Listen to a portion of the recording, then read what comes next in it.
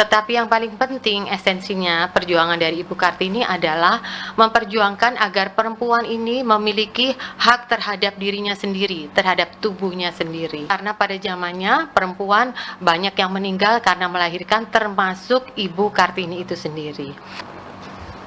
Baik, terima kasih. Selamat pagi. Assalamualaikum warahmatullahi wabarakatuh. Bapak Ibu yang saya hormati, sekaligus saya banggakan, terima kasih bahwa pada pagi hari ini Bapak Ibu telah hadir secara virtual di dalam acara kami. Bahwa acara ini adalah dalam rangka peringatan Hari Kartini tahun ini, yang mana kita ketahui bahwa Ibu Kartini telah memperjuangkan hak-hak perempuan. Yang saya perlu sampaikan bahwa yang diperjuangkan oleh Ibu Kartini bukan hanya tentang pendidikan, bahwa perempuan harus juga mendapatkan pendidikan yang sama dengan laki-laki, tetapi yang paling penting esensinya perjuangan dari Ibu Kartini adalah memperjuangkan agar perempuan ini memiliki hak terhadap dirinya sendiri, terhadap tubuhnya sendiri. Ini secara tidak langsung Ibu Kartini sebenarnya memperjuangkan tentang hak reproduksi perempuan. Kenapa? Karena pada zamannya perempuan banyak yang meninggal karena melahirkan, termasuk Ibu Kartini itu sendiri.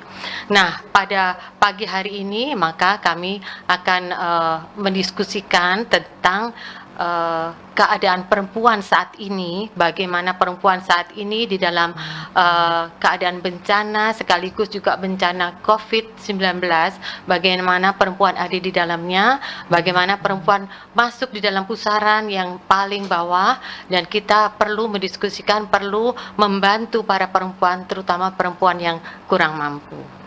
Baik, Pak, saya persilakan. Jadi, kenapa kok judulnya Perempuan, Bencana, dan Pandemi COVID-19? Kenapa kok Hari Kartini membicarakan ini?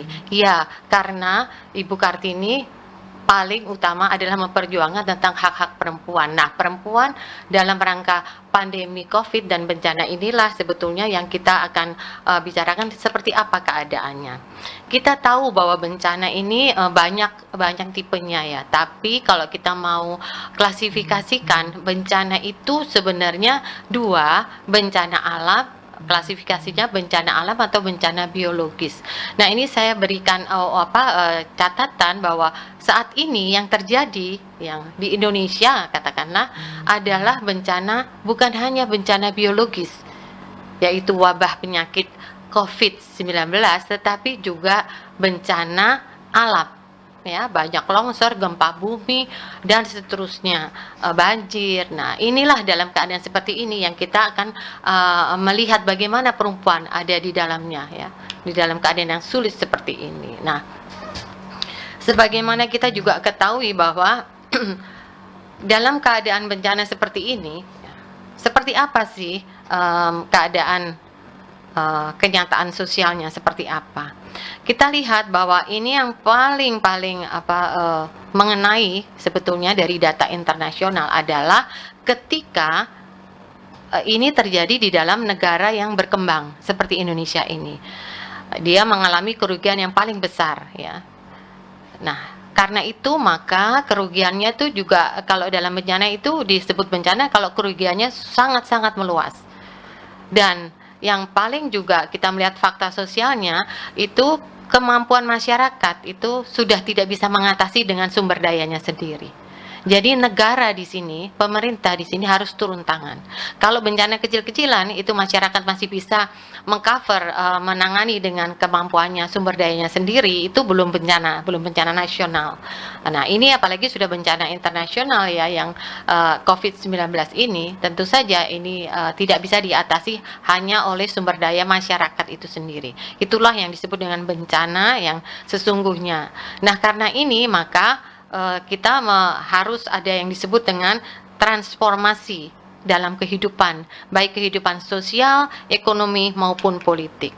Nah, jadi data yang ada pun juga menunjukkan bahwa dalam di dunia ini, ya, negara yang berkembang ya, itu paling mendapatkan dampak yang terbesar ya. Dari data PBB misalnya ya, dari mereka yang meninggal karena bencana 90% itu tinggalnya di negara yang berkembang. Nah, juga negara berkembang ini, apalagi masyarakat miskin yang ada di dalamnya. Nah, dan ini bencana ini dampaknya tuh meluas, bahkan kita tidak bisa menghentikan dampaknya itu. Itu yang disebut dengan bencana sesungguhnya. Lalu, nah dalam, keadaan seperti ini maka tadi yang saya sudah sampaikan, terjadilah mau tidak mau terjadi perubahan dalam kehidupan sosial, ekonomi, dan politik. Nah, lalu bagaimana sebetulnya keadaan, perempuan ya? Saya, mencatat ya, gender inequality atau keadaan ketidaksetaraan gender sebelum pandemi COVID itu saja juga sudah sangat memprihatinkan. Kita lihat angka kemiskinan perempuan yang sangat tinggi ya di semua wilayah dan di semua usia.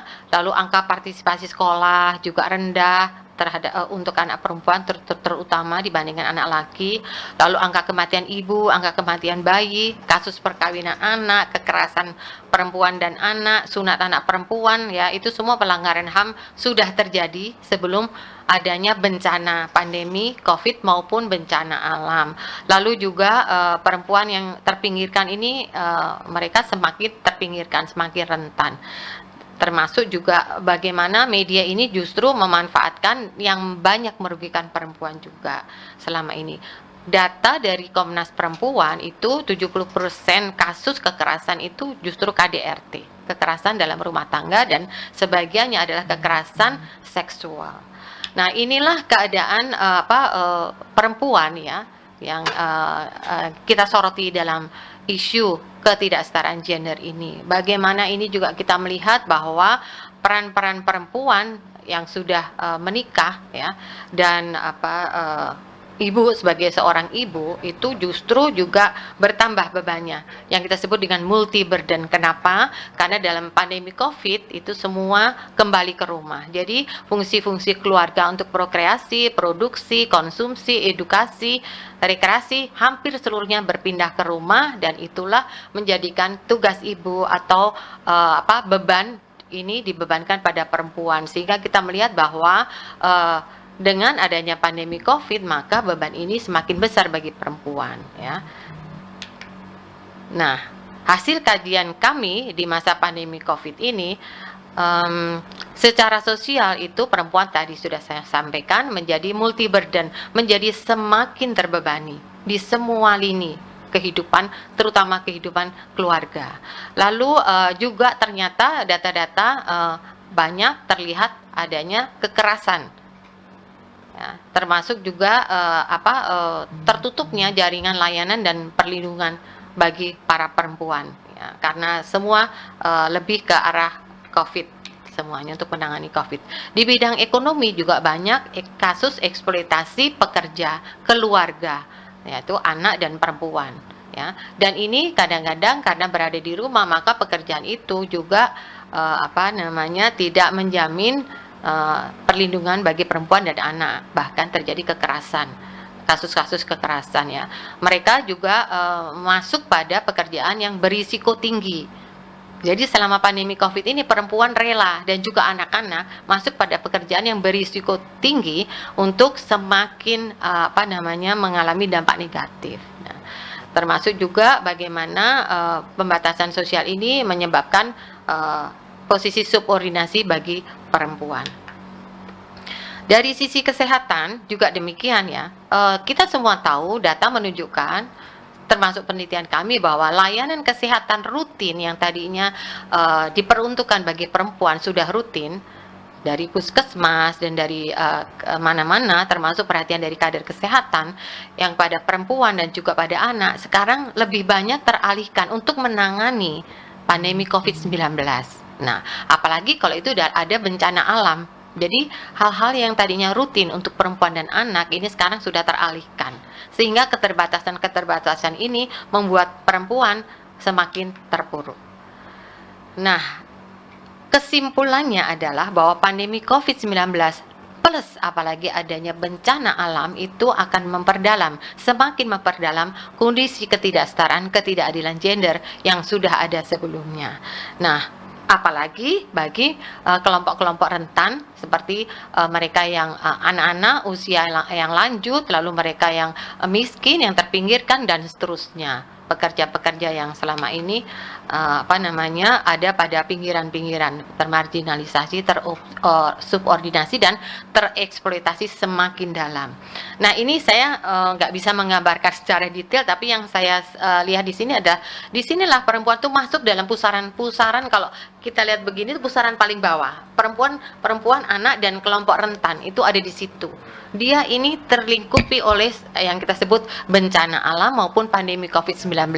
Apalagi mereka ada di negara berkembang di Indonesia, dan mereka juga bagian dari kalau mereka bagian dari keluarga prasejahtera. Benar-benar mereka ini ada di dalam lingkaran pusaran yang mungkin tidak bisa bergerak apa-apa, kecuali kita bantu, kecuali pihak luar, kecuali negara, pemerintah membantu. Nah, karena mereka sudah tidak mampu untuk mengatasi dengan sumber daya yang mereka miliki. Itu sebabnya kita sekarang berdiskusi, dan nanti para narasumber akan memaparkan semua data yang kita sudah miliki, dan kita akan berdiskusi ke depan kita seperti apa, bahwa memang kita harus mengusulkan kebijakan yang kita sebut kebijakan pengarus utamaan gender ya dalam menangani permasalahan ini yang kita sebut sekarang sebagai masa new normal. Nah, yang pertama adalah pemenuhan gender needs, kebutuhan gender dalam seluruh proses perencanaan dan pembuatan keputusan. Jadi kebutuhan spesifik perempuan, anak, dan juga kebutuhan dari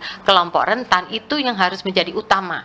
Ya, jangan dikesampingkan bahwa mengatasi bencana alam dulu, lalu mengatasi pandemi COVID dulu, lalu perempuan dan mereka yang terpinggirkan baru dipikirkan. Itu tidak boleh begitu, tapi bersamaan, bahkan kalau perlu dia ada yang dipikirkan yang pertama.